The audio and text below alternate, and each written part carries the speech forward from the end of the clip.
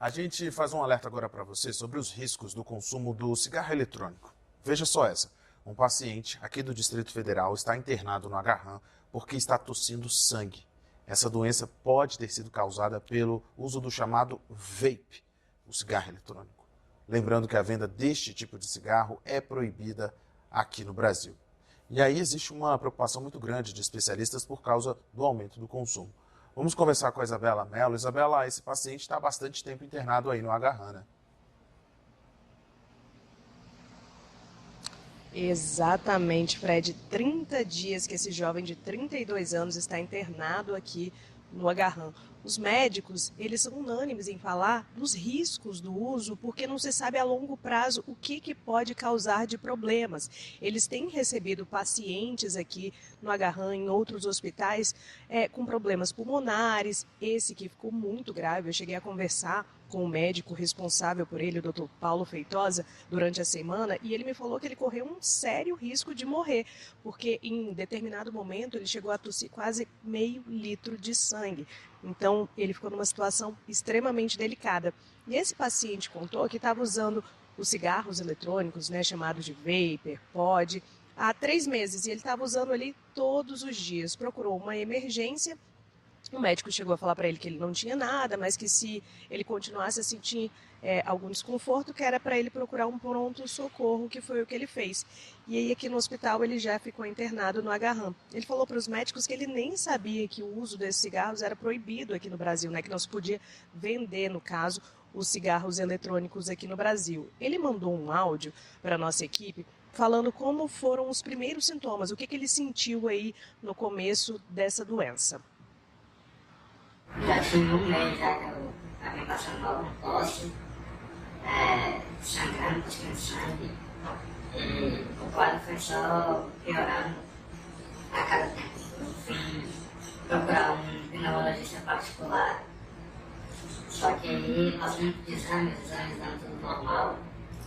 E ele falou que se eu piorasse, para mim procurar um pronto-socorro o mais rápido possível. Eu acredito que os jovens devem ter mais consciência de que isso pode se tornar um risco fatal para a vida deles. Os médicos, então, estão muito preocupados com o que eles chamam de epidemia do uso desses dispositivos eletrônicos de fumar. Eles falam assim que as consequências a longo prazo podem ser irreversíveis para a saúde das pessoas. A gente ouviu o Dr. Paulo, que é responsável aqui pela pneumologia do Agarram, e ele fala um pouquinho desse medo que os médicos estão tendo, né, e das consequências para a vida das pessoas do uso desses cigarros eletrônicos. Infelizmente, muitos jovens usando o cigarro eletrônico, e vai ser uma questão de tempo para a gente ver, porque isso aconteceu com o tabaco também.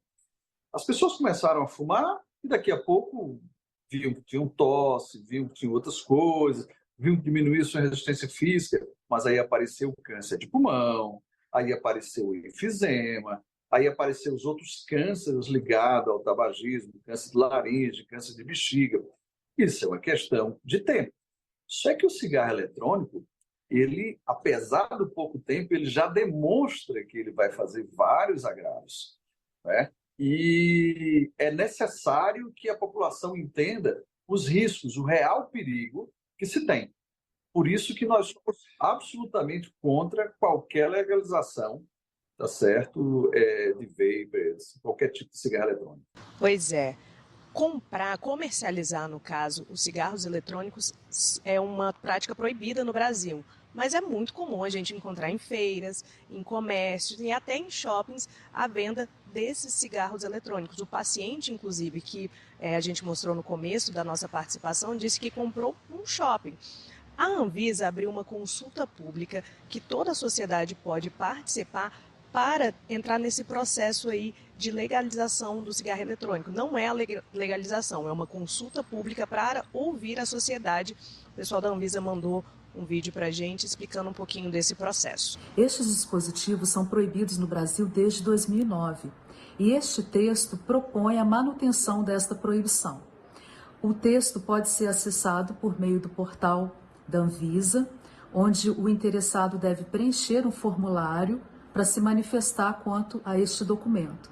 Este formulário, após preenchido, deve ser enviado eletronicamente para a agência. Essas manifestações e contribuições serão recebidas pela Anvisa até o dia 9 de fevereiro de 2024. Após esse período, a área técnica trabalhará em relação a estas contribuições, analisando-as, e posteriormente a diretoria colegiada da Anvisa, em nova reunião, deliberará de forma final sobre o assunto. Fred, é um tema de saúde pública, né? E principalmente porque a gente tem visto até menores de idade utilizando esses pods, esses vapers. Então, assim, a gente fica de olho porque pode ser um problema realmente lá para o futuro, as consequências desse uso desenfreado desses dispositivos eletrônicos.